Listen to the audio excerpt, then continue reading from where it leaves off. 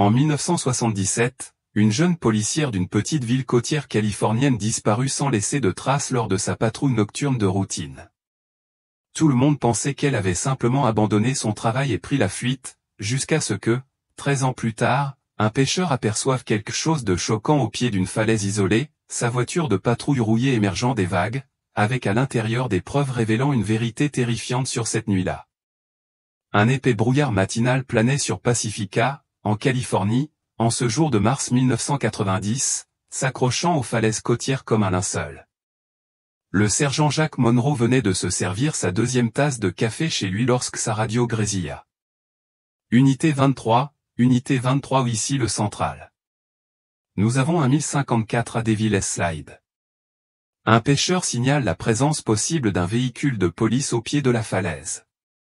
Intervention immédiate requise. La main de Jack se figea à mi-chemin entre son toast et le Devil Slide, ce tronçon périlleux de la Highway 1 où l'océan Pacifique rencontrait des parois rocheuses abruptes. Il avait emprunté cette route d'innombrables fois en 20 ans de service, mais cet appel lui serrait la poitrine. Centrale, ici l'unité 23, Monroe en intervention. Arrivée prévue dans 10 minutes. Il attrapa sa veste et se dirigea vers sa voiture de patrouille. Le café était oublié sur le comptoir. Alors qu'il quittait son allée, sa radio se relança. La voix de l'inspectrice Maria Strada était tendue par l'urgence. « Je suis déjà en route. L'hélicoptère est dépêché. Retrouvez-moi au poste d'observation nord. » Bien reçu. Qu'est-ce qu'on regarde? Le pêcheur dit que c'est certainement l'un des nôtres, un vieux modèle, très endommagé. Jacques n'avait pas besoin qu'elle prononce son nom. Laura. Sa femme, disparue depuis 13 ans. Sa voiture de patrouille avait disparu sans laisser de traces lors d'une simple garde de nuit en 1977. Le trajet jusqu'à Devil Slide dura exactement 9 minutes et 37 secondes. Jacques le savait, car il les compta tous, ressassant dans son esprit les souvenirs qu'il avait tenté d'enfouir, Laura dans son uniforme bleu impeccable, son badge étincelant lorsqu'elle l'avait embrassé pour lui dire au revoir le soir précédent, le sourire forcé lorsqu'elle avait promis de faire attention, le lit vide qui avait attendu son retour. Le poste d'observation était déjà bondé de voitures de patrouille à son arrivée. Leurs gyrophares rouges et bleus coloraient le brouillard de couleurs surréalistes. Un ruban jaune délimitait le bord de la falaise, où un groupe d'agents observait le rivage rocheux en contrebas. Jacques remarqua immédiatement Maria, ses cheveux noirs tirés en arrière en son chignon caractéristique, son bouclier de détective bien visible à sa ceinture. « Jacques, dit-elle, ses yeux bruns empreints de compassion, tu devrais te préparer. On a appelé le coroner. » Il hocha brièvement la tête et se fraya un chemin jusqu'au bord de la falaise. En contrebas, à peine visible dans la brume matinale, gisaient les restes tordus d'une voiture de patrouille. Même de cette hauteur, il pouvait voir la rouille qui avait rongé le métal comme un cancer, la façon dont le toit s'était effondré sous l'effet des années de pression et de vagues déferlantes. Le vrombissement caractéristique des rotors de l'hélicoptère annonça l'arrivée des secours. Jacques regarda l'hélicoptère des gardes-côtes descendre, son équipage préparant les lourds câbles qui allaient remonter l'épave. Le pêcheur qui avait fait la découverte se tenait à proximité, un homme buriné d'une 60aine d'années, vêtu d'une salopette délavée et de bottes en caoutchouc. « Tu l'as trouvé ?» demanda Jacques. L'homme hocha la tête, visiblement secoué. « Je pêche dans ces eaux depuis 30 ans. Cette voiture n'était pas là la semaine dernière. Je peux vous dire que la tempête d'il y a 2 jours a dû la déloger de sa cachette. Quand le soleil a frappé ce pare-choc chromé ce matin, j'ai tout de suite su que ce n'était pas normal. »« Tu as bien fait de signaler, » dit Maria en les rejoignant. « Peux-tu nous dire exactement ce que tu as vu ?» Pendant que le pêcheur racontait sa découverte, Jacques observait l'équipage de l'hélicoptère à l'œuvre. Il descendait la falaise en rappel avec une efficacité maîtrisée, attachant de lourds câbles au châssis du véhicule. Le processus était laborieux, un faux pas pouvait renvoyer les preuves dans le Pacifique. « Levez », annonça la radio. Les officiers rassemblés se turent tandis que les câbles se tendaient. Lentement, d'une manière impossible, la carcasse rouillée commença à s'élever. L'eau s'écoulait de ses vitres brisées comme des larmes, et des morceaux de rouille et de débris pleuvaient sur les rochers en contrebas. Jacques retint son souffle tandis que la voiture franchissait le bord de la falaise et était guidée vers une zone plane qu'ils avaient dégagée. De près, la dévastation était encore plus terrible. La voiture de patrouille ou une Plymouth Fury de 1975, le même modèle que Laura avait conduit, était méconnaissable. L'océan n'avait pas été clément. La rouille avait rongé des pans entiers de la carrosserie, et des bernacles avaient recouvert le châssis comme une armure. L'équipe médico-légale intervint immédiatement, photographiant chaque angle avant de commencer son examen. Jacques s'obligea à reculer, à les laisser travailler, même si son instinct lui criait d'ouvrir les portes et de chercher des réponses. « Je vérifie les plaques », lança un technicien. Les jointures de Jacques blanchirent sur le capot. La main de Marie se posa sur son épaule. « Tu n'es pas obligé d'être là pour ça, dit-elle doucement. « Oui, c'est vrai. » Il regarda le technicien en chef lever les yeux de son ordinateur, l'air grave. « Le NIV correspond. C'est le véhicule de patrouille de l'agente Laura Monroe. » Ces mots frappèrent Jacques comme un coup de poing, même s'il le savait au plus profond de lui-même depuis l'appel. 13 ans d'incertitude, à se demander si elle l'avait simplement quitté son travail, tout laissé derrière elle. Et voilà la preuve que quelque chose de terrible s'était produit cette nuit-là. Le technicien en chef de la police scientifique annonça « ouverture de la portière conducteur ». Il tira, et la portière se détacha entièrement. Ses gonds étaient rouillés. À l'intérieur, c'était un abîme d'ombre et de délabrement, les sièges étaient réduits à l'état de ressort, le tableau de bord était un amas de corrosion. Aucun reste visible, rapporta le technicien, et Jacques relâcha un souffle qu'il ne savait pas avoir retenu, ou que ce soit du soulagement ou de la déception, il ne pouvait le dire. Les recherches se poursuivirent méthodiquement. Des effets personnels émergèrent tels des artefacts d'une tombe, une lampe de poche dont les piles fuyaient et étaient corrodées depuis longtemps, un livre de citations dont les pages avaient fusionné en une masse solide, puis, sous le siège du conducteur, une douille en laiton. Calibre .40, dit le technicien en le brandissant. Même que celui du service. Du sang, cria un autre technicien depuis l'arrière du véhicule. Dégradé, mais il y avait clairement du sang sous la banquette arrière. Une nouvelle voix s'éleva. Mais qu'est-ce qui se passe? C'était Richard Ansley, le chef de service, qui parcourait la vidéo de la scène de crime comme s'il la possédait, ce qui, d'une certaine manière, était le cas. Ansley avait été le chef de Laura en 1977 et, à la fin de la cinquantaine, il affichait toujours l'autorité d'un homme habitué à être obéi. « Richard, dit Maria, nous avons confirmé qu'il s'agit du véhicule de Laura Monroe. » Le visage de Ansley passa par plusieurs expressions avant de s'exprimer officiellement. « Seigneur. Après tout ce temps. » Il regarda Jacques. « Tu ne devrais pas être ici. »« Je vais bien. » Du sang et du laiton, a résumé l'enquête médico-légale. Aucune caméra embarquée n'a été retrouvée. Jacques observa la douille tachée de sang et la tache sombre sous le siège et réalisa que, finalement, après 13 ans, ils étaient sur le point de trouver des réponses qui leur avaient longtemps échappé. Probablement détruites par l'eau salée, mais c'est bel et bien une scène de crime. Ansley se frotta la mâchoire. Ne tirons pas de conclusions hâtives, ce sang pourrait être celui de n'importe qui. Pour ce qu'on en sait, Laura pourrait avoir. Il marqua une pause, choisissant ses mots avec soin.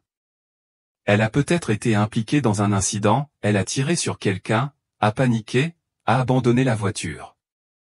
Ce n'est pas Laura, dit Jacques d'un ton neutre. Elle ne le ferait pas. 13 ans, c'est long, Jacques. Les gens ne sont pas toujours ceux qu'on croit. Le ton de Ansley était à la fois compatissant et ferme. Nous enquêtons sérieusement sur cette affaire, sans présomption. Maurice intervint avant que Jacques puisse répondre. Il faudra faire des tests ADN sur les échantillons de sang. C'est une nouvelle technologie, coûteuse, mais faites-le. C'est un homicide potentiel, dit Ansley. On ne lésine pas sur les moyens. Il balaya la scène du regard. Mia va s'en occuper ou on a besoin d'une déclaration. Comme interpellé par ces paroles, le premier quart de reportage apparut à l'horizon, suivi rapidement par deux autres. Les journalistes s'installèrent juste derrière le cordon de police, leurs caméras braquées sur la voiture de patrouille rouillée. Jacques se retrouva face aux caméras avant même d'avoir pleinement assimilé la scène. Des micros lui étaient braqués comme des armes. « Sergent Monroe, qu'est-ce que cela fait d'avoir enfin des réponses sur la disparition de votre femme? Est-il vrai que l'agent Monroe faisait l'objet d'une enquête avant sa disparition? Croyez-vous qu'elle a été assassinée? » Jacques redressa les épaules et regarda droit dans la caméra la plus proche. L'agente Laura Monroe était une membre dévouée de ce service. Elle venait d'être promue sergent de patrouille lorsqu'elle a disparu en 1977. C'était une travailleuse acharnée, honnête et dévouée au service de la communauté. Nous enquêterons sur cette découverte avec rigueur et professionnalisme, et nous découvrirons ce qui lui est arrivé. La nature nous a enfin livré ses preuves, et nous ne laisserons pas passer cette occasion. D'autres questions lui parvinrent, mais Marie l'éloigna doucement des caméras. Derrière eux, l'équipe médico-légale poursuivait son travail méthodique, chaque élément de preuve étant soigneusement catalogué et préservé. « Tu as bien fait, » dit Marie en arrivant à leur véhicule. « Rentre chez toi, Jacques. Prends ton temps. » Ansley apparut à côté de Jacques. « Elle a raison. Tu es trop impliqué. Prends quelques jours, laisse-nous mener l'enquête. » « Je peux travailler sur cette affaire? » « Non, tu ne peux pas, » dit Ansley d'un ton cassant.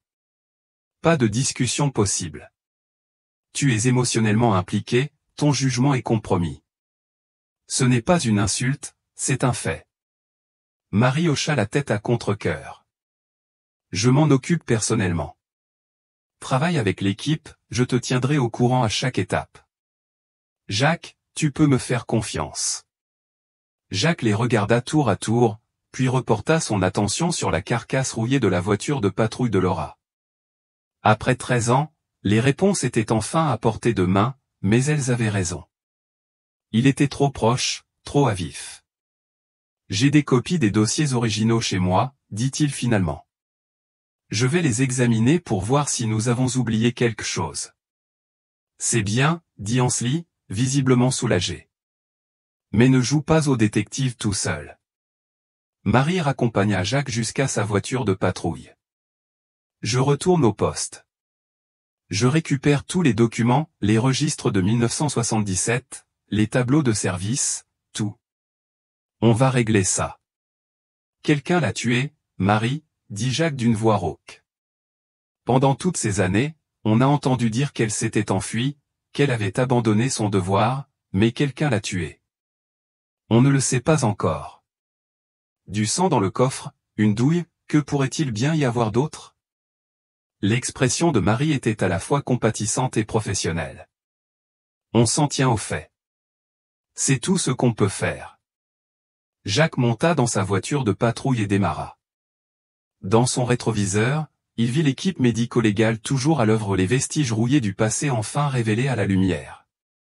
Il embraya et rentra chez lui, son esprit parcourant déjà les dossiers poussiéreux qui attendaient dans son bureau, à la recherche de l'indice qui leur avait échappé 13 ans plus tôt. « Fais ton boulot. Bouge tout de suite. » Jacques marqua une pause, la main toujours sur la poignée de la portière. Le ton de Richard était pressant, presque désespéré. Il sortit de sa voiture de patrouille et referma doucement la portière avec un léger clic. Richard avait dû sentir le mouvement, car il se retourna, les yeux écarquillés en voyant Jacques. La surprise sur son visage se transforma rapidement en incertitude et en peur.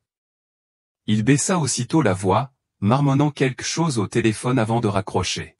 « Jacques » cria Richard avec un sourire forcé. « Que fais-tu ici? Je croyais t'avoir dit de prendre ton temps. » Jacques s'approcha, essayant de garder une expression neutre. Impossible de rester à distance. C'était à propos de l'affaire Laura? Ah, l'appel? Richard fouilla son téléphone dans sa poche. Ouais, c'était la cour des preuves du shérif.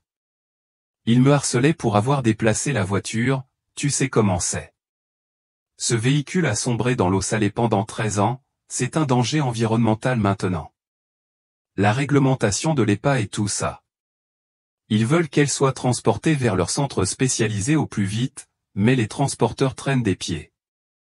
Il rit, mais son rire semblait forcé. J'ai dû leur mettre le feu. Votre travail, dis-je, c'est de bouger maintenant avant que les inspecteurs du comté ne nous soufflent dans le cou. Richard s'essuya le front malgré la fraîcheur de mars. La bureaucratie ne se repose jamais, hein? Allez, on rentre. Ils traversèrent ensemble l'entrée principale du commissariat, les sons et les odeurs familiers de l'enclos envahissant Jacques, les téléphones qui sonnaient, le café qui coulait, le subtil courant sous-jacent du chaos contrôlé qui définissait le travail de la police. Il repéra immédiatement Marie, blottie avec 2 techniciens médico-légaux près de la salle de traitement des preuves. Elle leva les yeux à son approche, mais leva un doigt. « Attendez, les échantillons dégradés sont toujours problématiques, dit l'un des techniciens. Ce nouveau test ADN nécessite du matériel génétique de haute qualité, et ce que nous avons récupéré de cette voiture. » Il secoua la tête. 13 ans sous l'eau, contaminés par le sel, la rouille, les bactéries marines, on parle de semaines minimum, voire de mois. Impossible d'accélérer le processus. Pas sans compromettre les résultats, ajouta Marie.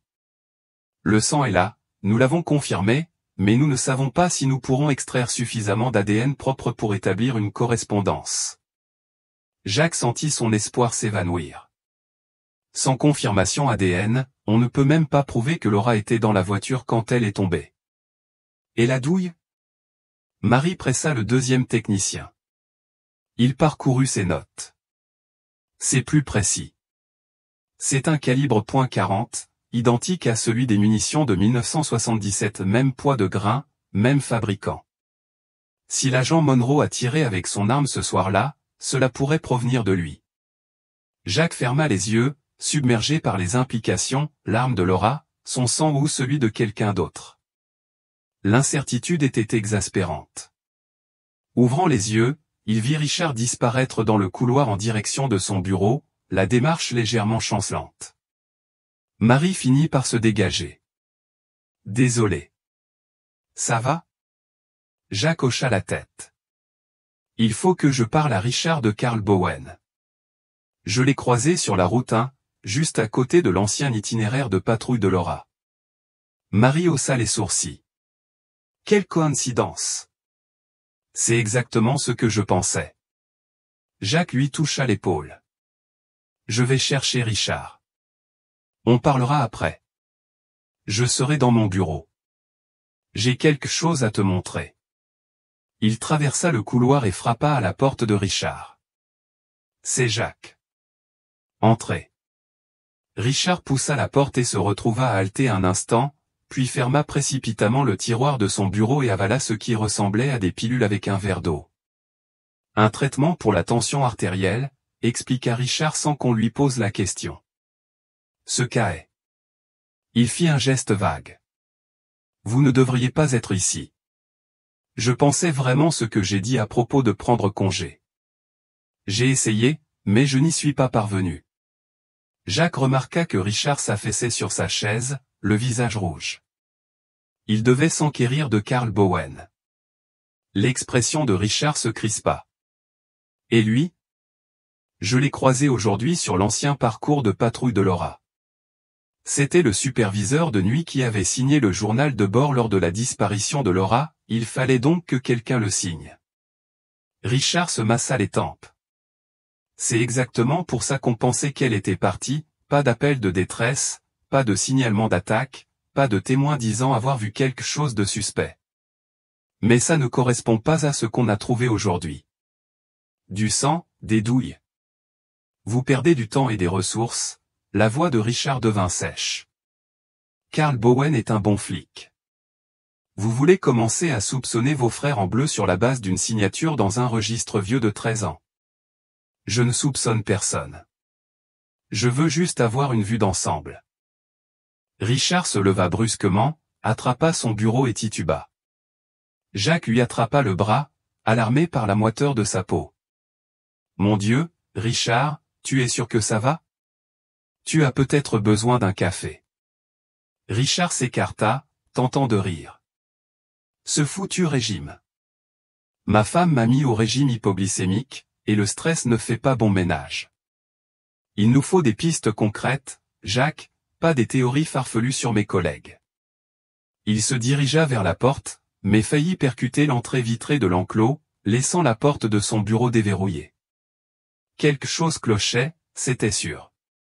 Avant que Jacques puisse poursuivre, Marie apparut à ses côtés. Mon bureau, maintenant. Une fois à l'intérieur, Marie ferma la porte et sortit un document de son bureau. Je fouillais dans les archives, examinant d'autres dossiers sur lesquels Laura travaillait en 1977, et j'ai trouvé celui-ci mal classé. Jacques prit le papier, une déclaration de témoin, mais non signée, non tamponnée, juste un texte dactylographié décrivant une voiture de patrouille et une camionnette blanche sur des Village Slide Road la nuit où Laura a disparu. Où était-ce? Demanda-t-il. Dans un dossier sans aucun rapport, un cambriolage résidentiel survenu 3 mois plus tard. Marie sortit le dossier du cambriolage. Tu vois? Rien à voir avec Laura ou cette nuit-là. Pourquoi le cacher au lieu de le détruire? Se demanda Jacques. Marie baissa la voix. Peut-être que quelqu'un voulait une assurance, une histoire de secours en cas de besoin. Ou peut-être qu'il avait simplement oublié qu'il l'avait caché. Quoi qu'il en soit, quelqu'un dans ce service en savait plus qu'il ne le disait. Jacques regarda le nom sur la déclaration mal classée, Belinda Carlson. Attendez, ce nom. J'ai déjà sorti le dossier officiel. Marie sortit un autre dossier. Il y a une deuxième déclaration de Belinda Carlson, signée, tamponnée, tout à fait officielle. Jacques lut rapidement, dans cette version, Belinda affirmait n'avoir rien vu d'inhabituel cette nuit-là. 2 histoires complètement différentes, racontées par le même témoin, avec la même adresse et le même numéro de téléphone. Je viens avec toi, dit Marie. Quelque chose me dit que mademoiselle Carlson a des explications à donner. L'esprit de Jacques s'emballait, de nouvelles preuves, des documents cachés, des déclarations contradictoires. Après 13 ans, le mur de silence soigneusement construit autour de la disparition de Laura commençait enfin à se fissurer.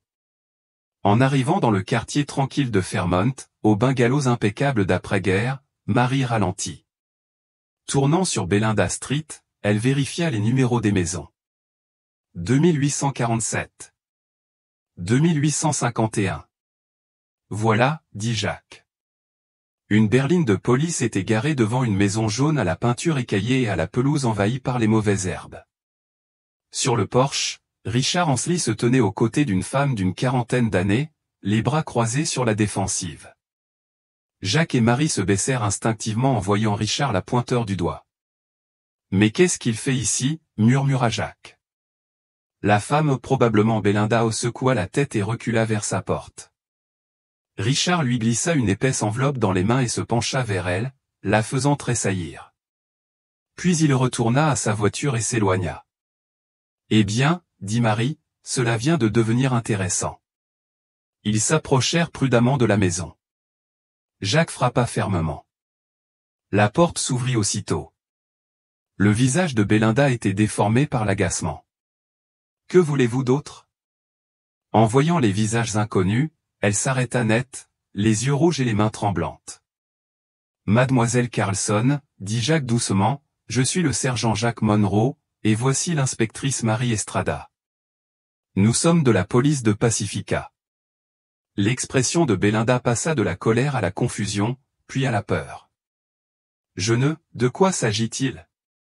Nous aimerions vous poser quelques questions au sujet d'une déclaration que vous avez faite en 1977, a poursuivi Jacques.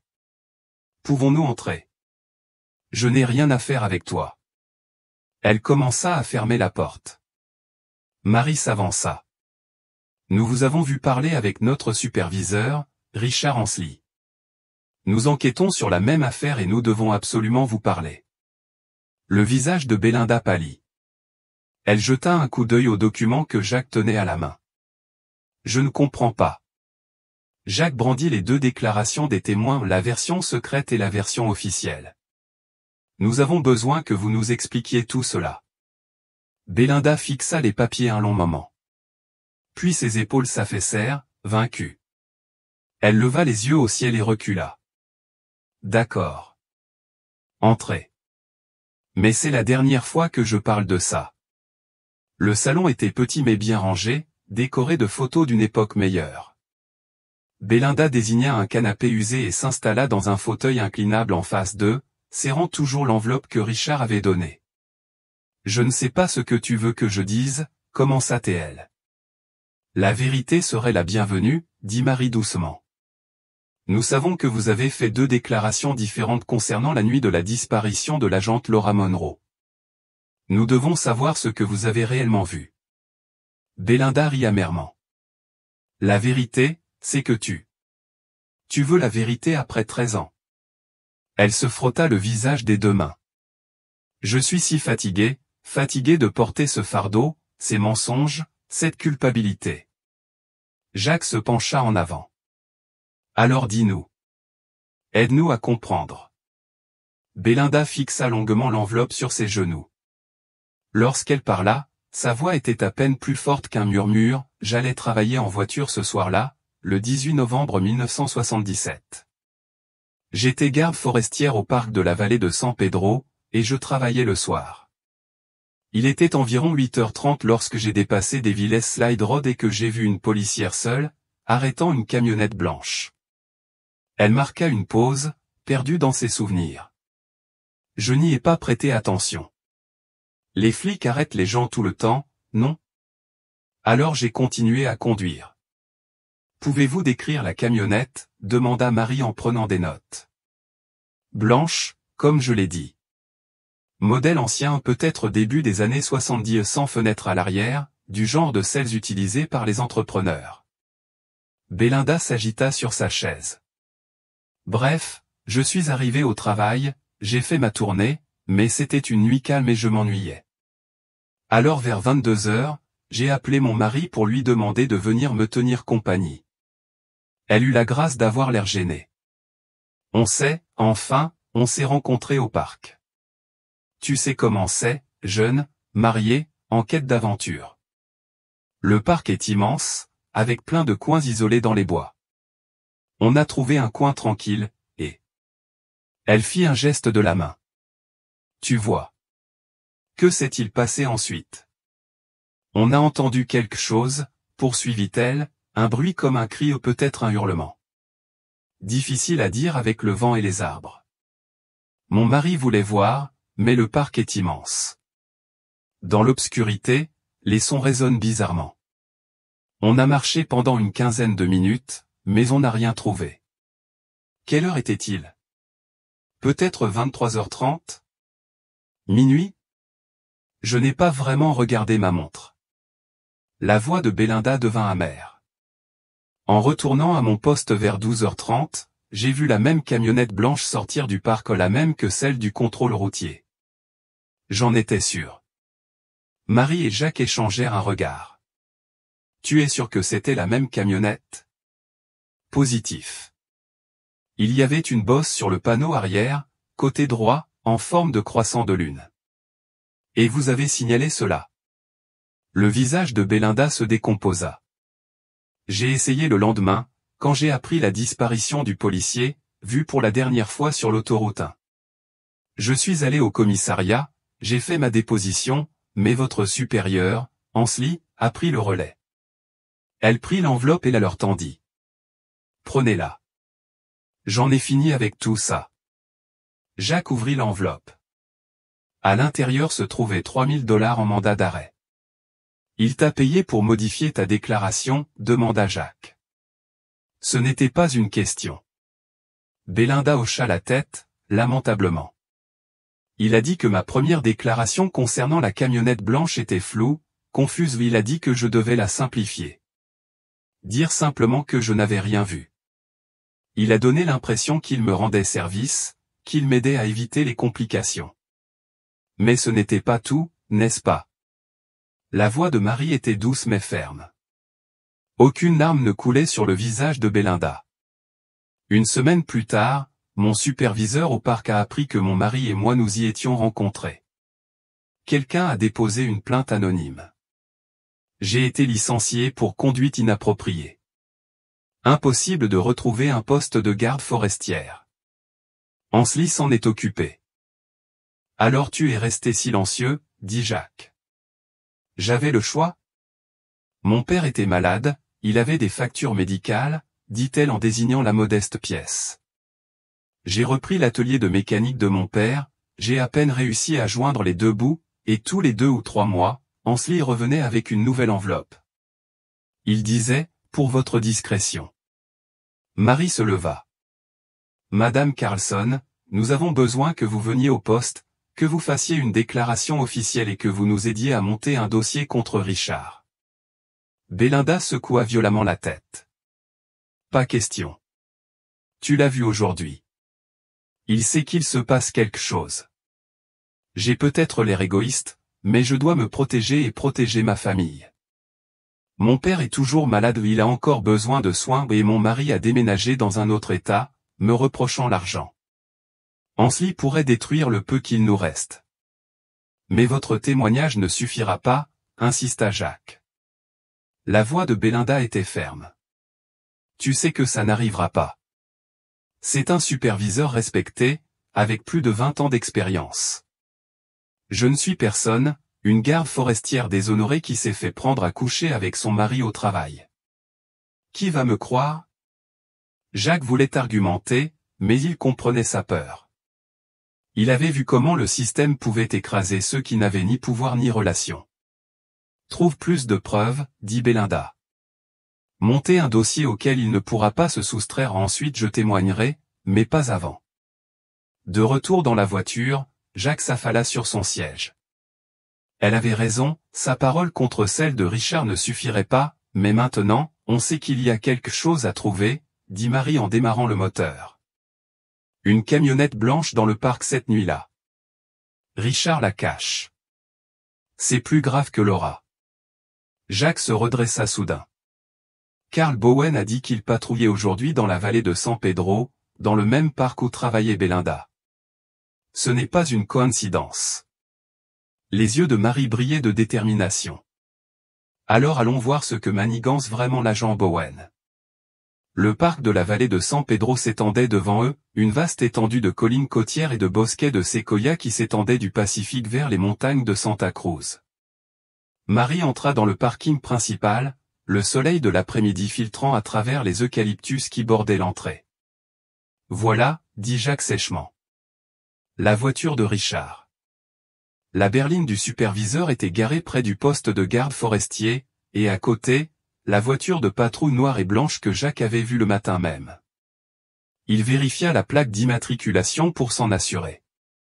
C'est l'unité de Carl Bowen, la même que ce matin. Marie scruta le parking. Il faut se mettre à couvert. On ne veut pas qu'il nous repère. Elle plaça la Crown Victoria entre une camionnette et un pick-up, partiellement dissimulé par des branches en surplomb. De là, ils avaient une vue dégagée sur les 2 véhicules tout en restant cachés. Jacques prit une carte du parc dans la cabine des visiteurs en sortant de la voiture. Le réseau de sentiers s'étendait sur des milliers d'hectares, Hazelnut Trail, Wiley Ranch Road, Middle Peak. Trouver quoi que ce soit dans cette nature sauvage équivalait à chercher un grain de sable précis sur une plage. On ne peut pas se promener en espérant. Commença Jacques, mais Marie pressa un doigt sur ses lèvres. Elle désigna les arbres. 2 silhouettes surgirent d'un sentier à 50 mètres, Richard Ansli, toujours en costume malgré le décor extérieur, et Carl Bowen, en uniforme du comté de San Mateo. Carl portait une pelle et un lourd sac à dos. Richard serrait un grand sac en plastique noir, le type industriel utilisé pour les déchets de construction. Ils se dirigèrent résolument vers leur véhicule, le visage de Richard rouge d'effort et d'agacement, même s'il parlait à voix basse. Jacques et Marie se sont rapprochés, utilisant la limite des arbres comme couverture. Je t'avais dit que ce n'était pas nécessaire, disait Carl. Richard ouvrit son coffre et plaça soigneusement le sac plastique dans une caisse en bois. Inutile? Tu as entendu Monroe aux infos ce matin. Ils ont retrouvé la voiture Karl, cette foutue voiture. Karl chargea sa pelle et son sac de matériel dans son véhicule de patrouille. Et alors? 13 ans se sont écoulés, il n'y a plus rien. Il y a du sang, Karl, la voix de Richard était tendue par une panique contenue. Des douilles, et ce nouveau test ADN qu'ils ont maintenant, as-tu une idée de sa précision? Le corps est enfoui depuis 13 ans, Richard. Ce ne sont probablement plus que des ossements maintenant. Personne ne le trouvera à Middle Peak. C'est un sentier de randonnée, à 3 kilomètres de là, dans la nature sauvage. Qui va chercher là-bas? Richard déplaça la caisse de son coffre à celle de Karl, grognant sous l'effort. Jacques remarqua avec quelle précaution il la manipulait malgré son agitation. Tu es stupide. Richard donna un coup de poing à Karl. S'il confirme que le sang dans la voiture est celui de Laura, que va-t-il se passer ensuite? Ils voudront le corps. Ils recommenceront à interroger tout le monde, cette Carlson, les gardes forestiers qu'on paye pour se taire. L'un d'eux parle, et c'est fini. Karl se frotta la tête, l'air renfrogné. D'accord. Mais où je suis censé l'emmener? Je ne peux pas vraiment conduire avec des restes humains dans mon coffre dans un endroit sûr, un endroit que je ne connais même pas, pour pouvoir passer le détecteur de mensonges si ça tourne mal. Karl réfléchit un instant. Et l'endroit près de ces gens, vous savez, nos partenaires commerciaux? Si quelqu'un s'approche, les soupçons se porteront sur eux, pas sur nous. Pour la première fois, Richard faillit sourire. Enfin, tu réfléchis. Fais-le, et Karl, assure-toi que personne ne te voit. Ils claquèrent leur coffre. Richard monta dans sa berline tandis que Karl s'installait dans sa voiture de patrouille. Jacques et Marie s'enfoncèrent plus profondément dans les arbres lorsque les deux véhicules démarrèrent. La voiture de Richard tourna à gauche à la sortie du parc, reprenant la route vers la ville. La voiture de patrouille de Karl tourna à droite, direction nord, le long de la route côtière. Ils regagnèrent leur voiture au petit trot, Marie se glissant derrière le volant avant que Jacques n'ait complètement fermé sa portière. Elle attendit que Karl ait 30 secondes d'avance avant de démarrer. Dieu merci, on n'a pas eu à escalader le Middle Peak, murmura Marie, gardant la voiture de patrouille de Karl en vue tout en gardant ses distances. À 3 kilomètres en pleine nature, on aurait cherché pendant des heures. Ce doit être Laura dans ce sac, dit Jacques, la voix chargée d'émotion. 13 ans, elle est là-haut, seule. On n'en est pas sûr, prévint Marie, même si son ton suggérait qu'elle y croyait aussi. Mais quoi qu'il y ait dans cette caisse, Richard et Karl veulent absolument le cacher. Ils suivirent Karl vers le nord sur la Highway 1, passant par Devil's Slide, là où tout avait commencé quelques heures plus tôt.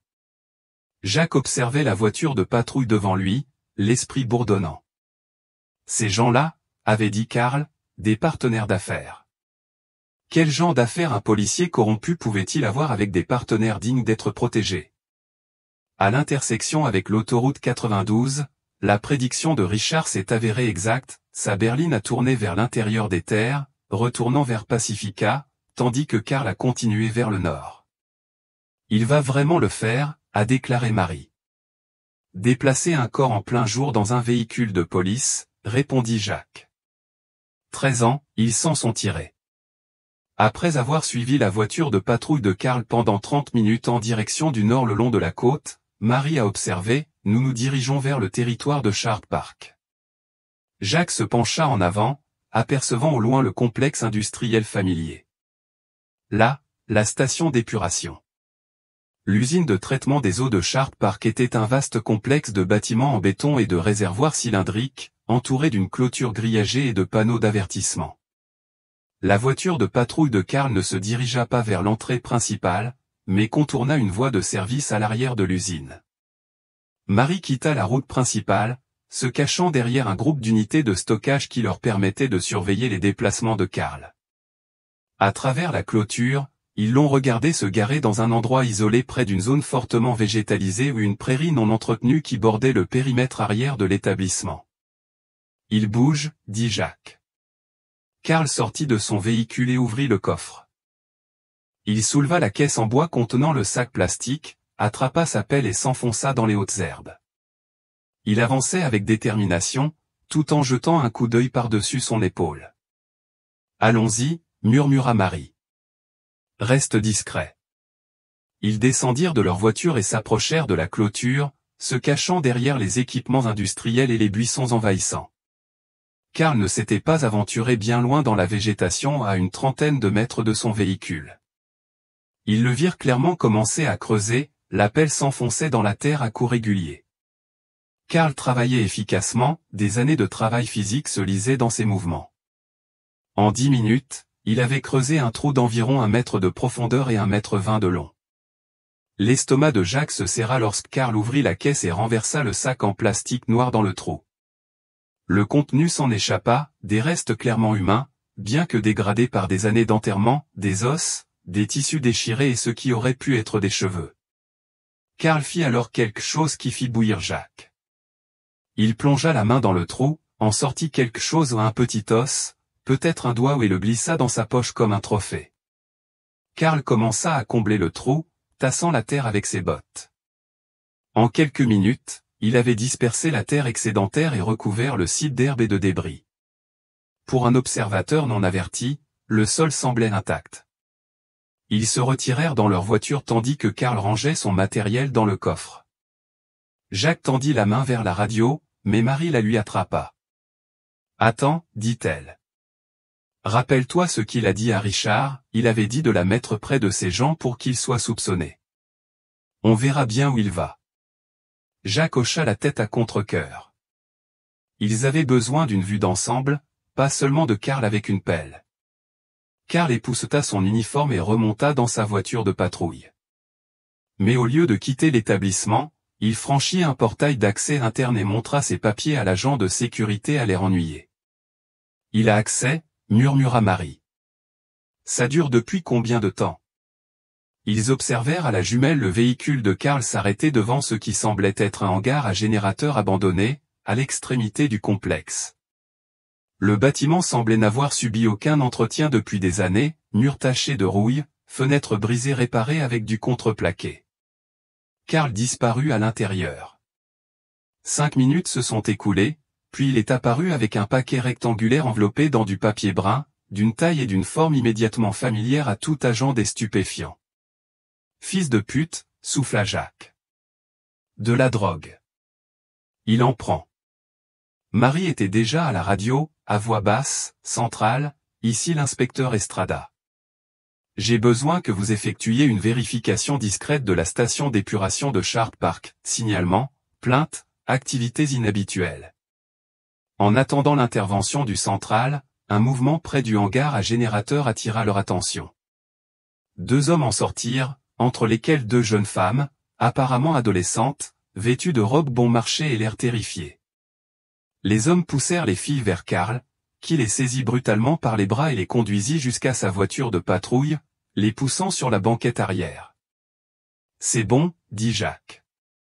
On a besoin de renforts, tout de suite. » Marie était déjà à la radio. « Centrale, nous avons un 1099 à la station d'épuration de Sharp Park. Un agent est impliqué dans un possible trafic d'êtres humains et de stupéfiants.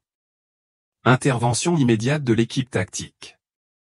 Le suspect est l'adjoint Karl Bowen, du comté de San Mateo. Nous avons également besoin d'unités pour sécuriser le superviseur Richard Ansley à la station Pacifica, il est impliqué. Bien reçu, inspecteur. Intervention des unités, arrivée prévue 5 minutes.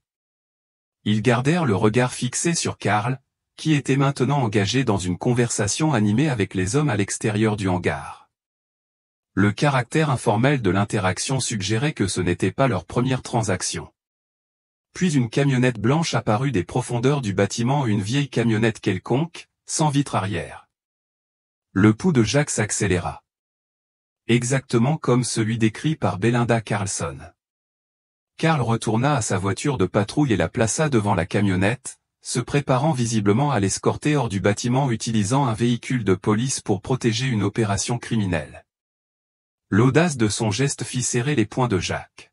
« Ils font ça depuis des années, » dit Marie doucement. « Regardez comme c'est routinier, pas de nervosité, pas de précipitation, juste le travail comme d'habitude. Le bruit des sirènes qui approchaient a brisé le calme de l'après-midi. Plusieurs voitures de patrouille et un véhicule du SWAT ont convergé vers l'entrée principale du bâtiment. Face à une présence policière écrasante, l'agent de sécurité n'a eu d'autre choix que d'ouvrir la barrière. Carl et le chauffeur de la camionnette comprirent simultanément leur situation difficile, les deux véhicules foncèrent en avant, tentant d'atteindre une sortie secondaire. Marie enclencha la vitesse et se joignit à la poursuite avec les autres unités. Le chauffeur de la camionnette perdit son sang-froid le premier, freina brusquement et leva les mains. Carl tenta de se frayer un chemin en bluffant, arrêtant sa voiture de patrouille et en sortant avec une nonchalance affectée. « Que se passe-t-il ici ?» cria-t-il, cherchant à imposer une confusion autoritaire. « Je n'ai reçu aucune notification d'opération. Je vérifiais simplement cet entrepôt dans le cadre de ma patrouille. » Marie était déjà sortie de la voiture, menottes aux mains. « Arrête, Carl. On a tout vu. »« C'est un malentendu, » protesta Carl tandis que Marie le menotte. « Ces filles dans ma voiture, elles achetaient de la drogue, tu vois. » Il fit un geste désespéré vers le paquet marron posé sur son siège avant.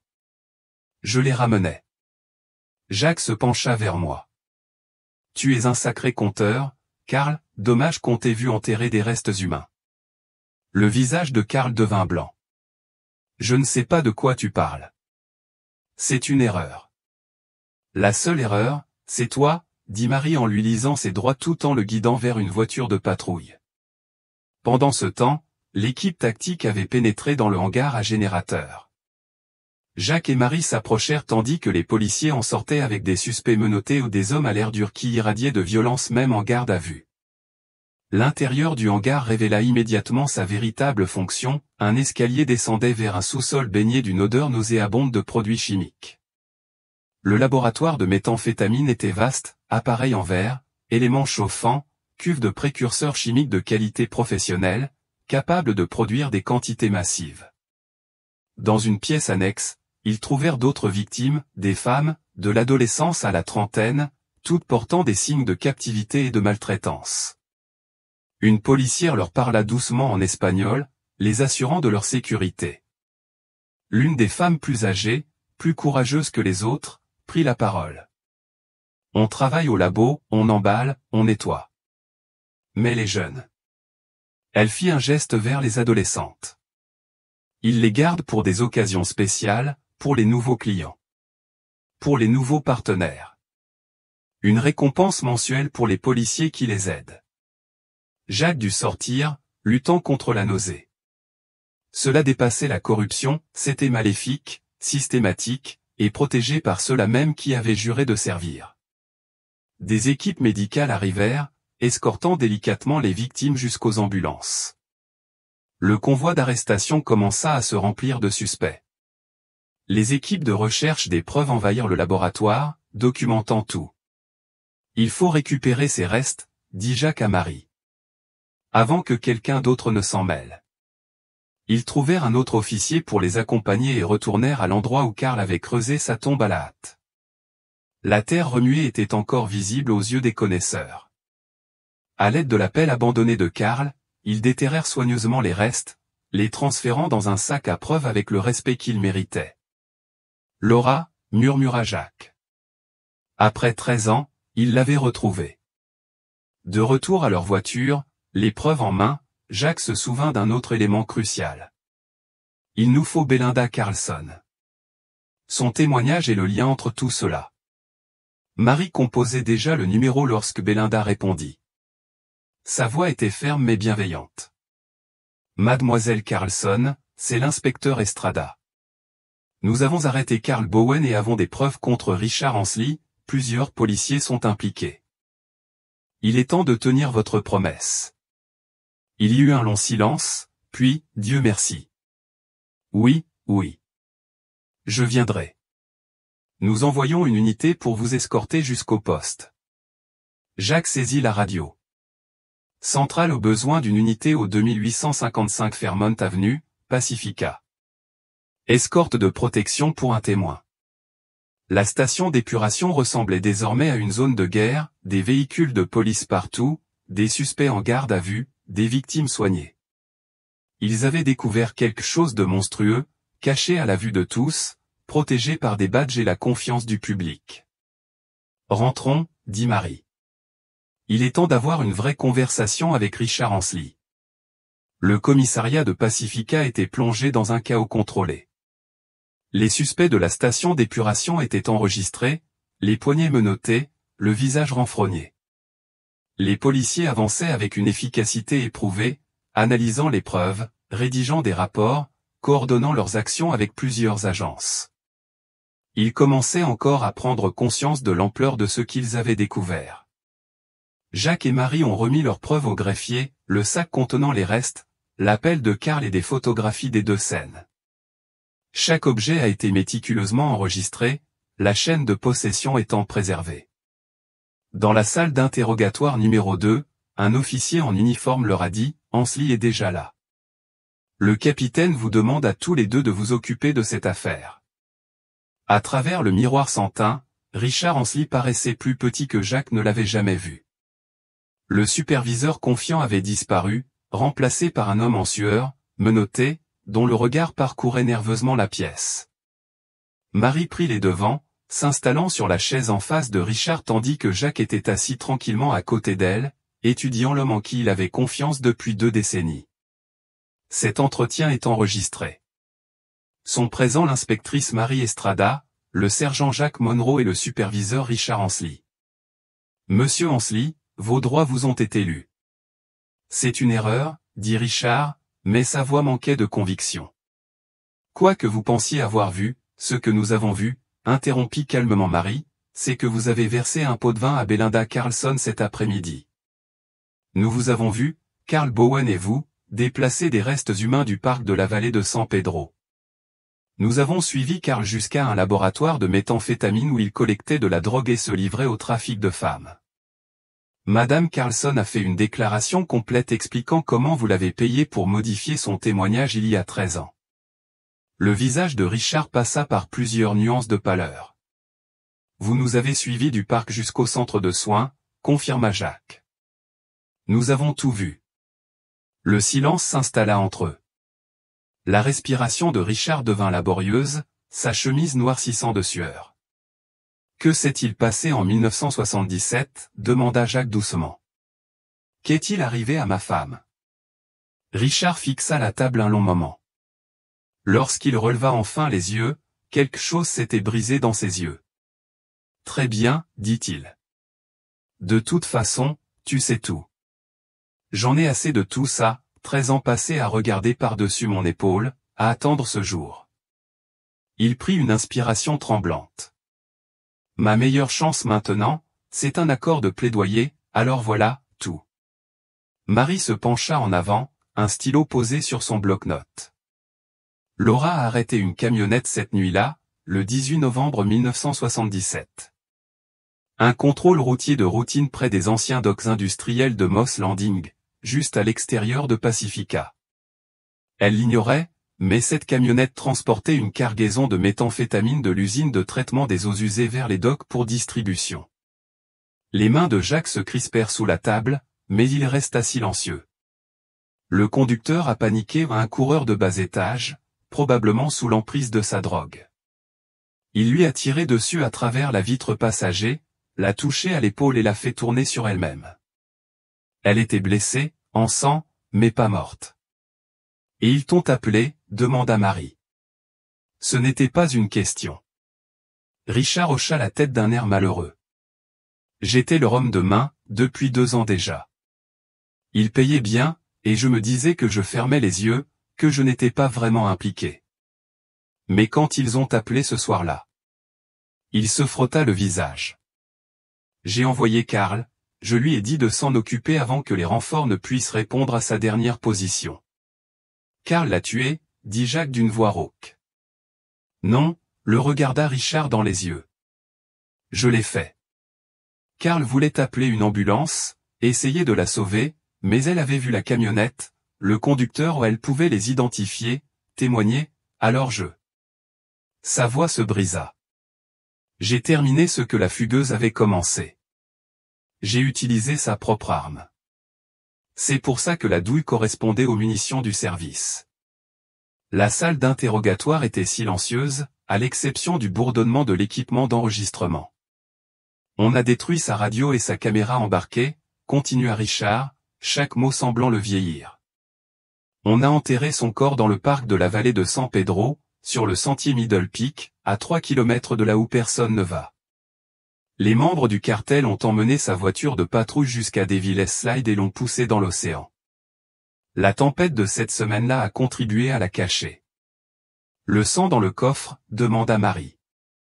De l'avoir déplacé. On l'a enveloppé dans du plastique. Il haussa les épaules, impuissant. Jacques retrouva sa voix. Pendant toutes ces années, les mensualités n'étaient pas que de l'argent. Non, admit Richard. De la drogue pour certains types qui utilisaient des filles pour se divertir. L'opération a pris de l'ampleur au fil des ans, de plus en plus de policiers sont intervenus. Des noms, demanda Marie.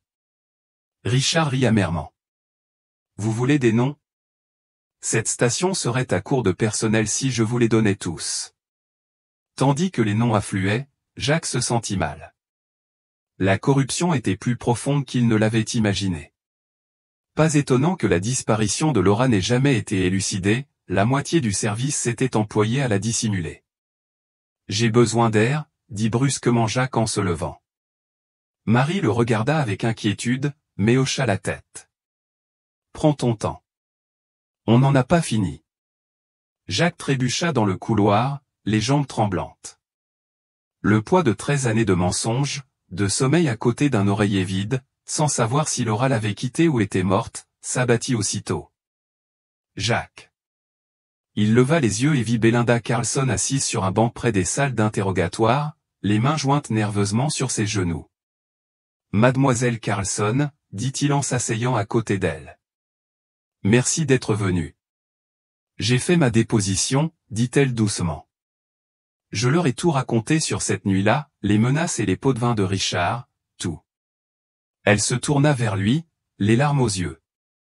Je suis tellement désolé. Ce qui t'est arrivé, à Laura, à tous ceux que je connais, est injuste. Je mérite d'être poursuivi. J'ai pris leur argent, j'ai gardé leur secret. Jacques observa son visage buriné, constatant le poids qu'elle portait. On vous a intimidé et réduite au silence. On vous a menacé. Le procureur en tiendra compte. Mais quand même. Tu t'es manifesté au bon moment, l'interrompit doucement Jacques. Ton témoignage nous a aidés à résoudre cette affaire. Ça compte. Peut-être l'immunité, peut-être une négociation de peine, mais dans tous les cas. Il la regarda dans les yeux. Je te suis reconnaissant. Laura peut enfin se reposer, car tu as trouvé ton courage. Ils se sont brièvement embrassés, deux personnes liées par la tragédie trouvant un moment de réconfort. Le sergent Monroe, technicien médico-légal, apparut dans l'embrasure de la porte. Pourriez-vous m'accompagner? Nous avons besoin de vous pour identifier quelque chose. Jacques s'excusa et suivit le technicien jusqu'à la salle d'épreuve. Des tables étaient alignées le long des murs, couvertes d'objets étiquetés provenant des perquisitions du jour. Le technicien le conduisit à une table plus petite où les restes avaient été soigneusement disposés. Nous allons tout envoyer au laboratoire d'État pour des tests ADN, a expliqué le technicien en enfilant des gants en latex, mais nous avons trouvé ceci avec les restes.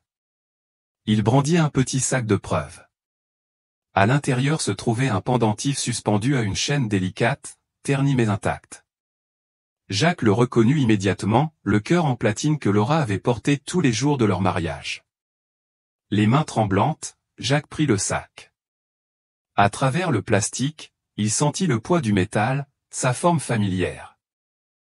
Il le retourna, et il était là, gravé au dos en une élégante écriture, Jacques et Laura pour toujours. Les larmes coulèrent alors aux 13 années de chagrin se déversant dans la salle stérile d'épreuve. Le pendentif lui donnait une réalité que même la découverte de son corps n'avait pas rendu possible. C'était celui de Laura au porté contre sa peau, chérie. Elle ne l'avait pas quitté, elle lui avait été volée. Le technicien recula respectueusement, lui laissant le temps de faire son deuil.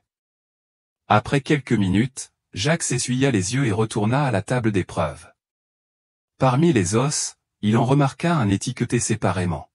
« Nous avons trouvé ça dans la poche de Karl Bowen », a expliqué le technicien. Un os de doigt, il l'a pris comme une sorte de trophée. « T'es malade », marmonna Jacques. Ces hommes portaient des insignes, prêtaient serment, ils avaient trahi tout ce que représentaient les forces de l'ordre. Il toucha doucement le sac contenant les os. « Je t'ai enfin trouvé, Laura. Tu peux te reposer maintenant. » « Sergent, » dit doucement le technicien, « ce que vous avez fait aujourd'hui, c'est sauver ces femmes de l'hôpital. Elles sont actuellement à l'hôpital général de Pacifica, où elles reçoivent des soins. Leur vie compte aussi. » Jacques hocha la tête, puisant de la force dans cette vérité. Laura était partie, mais d'autres avaient été sauvés. Il confirma les preuves du test ADN et retourna dans le couloir. Marie sortait tout juste de la salle d'interrogatoire, l'air épuisé mais satisfaite. « Il nous a tout donné », a-t-elle dit. « Nom, date, origine, contact. Ça va mettre le département en pièces. »« Bien, » dit Jacques fermement.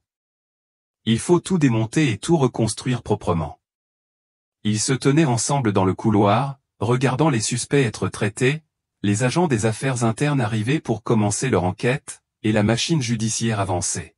« Ce sera une longue bataille, » observa Marie. « Procès, enquête, traquer tous les policiers corrompus cités par Richard. Le service ne sera plus le même. Il ne devrait plus être le même. » Jacques répondit, « Pas après ça. » Marie regarda sa montre. Les victimes du centre, on devrait aller les voir aussi. Recueillir leurs déclarations, mais aussi leur dire qu'elles sont en sécurité maintenant, que tout le monde se soucie d'elles. Jacques hocha la tête. Allons-y. En se dirigeant vers le bureau des arrestations, Jacques réfléchit à ce qu'ils avaient découvert, le mal avait prospéré parmi eux parce que des gens bien s'étaient tus, parce que ceux qui détenaient le pouvoir en avaient abusé à des fins personnelles. Laura était morte simplement pour avoir fait son travail, arrêter le mauvais véhicule au mauvais moment. Mais la vérité, comme sa voiture de patrouille, finissait toujours par refaire surface. La tempête qui avait fait disparaître les preuves était plus que météorologique. C'était la tempête de la conscience chez des personnes comme Belinda, la tempête de la détermination chez des officiers comme Marie, la tempête de la justice qui exigeait des comptes pour des péchés longtemps cachés. Le badge signifiait quelque chose ou il devait signifier quelque chose. Et pour Laura, pour les femmes qu'ils allaient sauver aujourd'hui, pour la communauté qui leur faisait confiance, ils veilleraient à ce qu'ils le fassent à nouveau.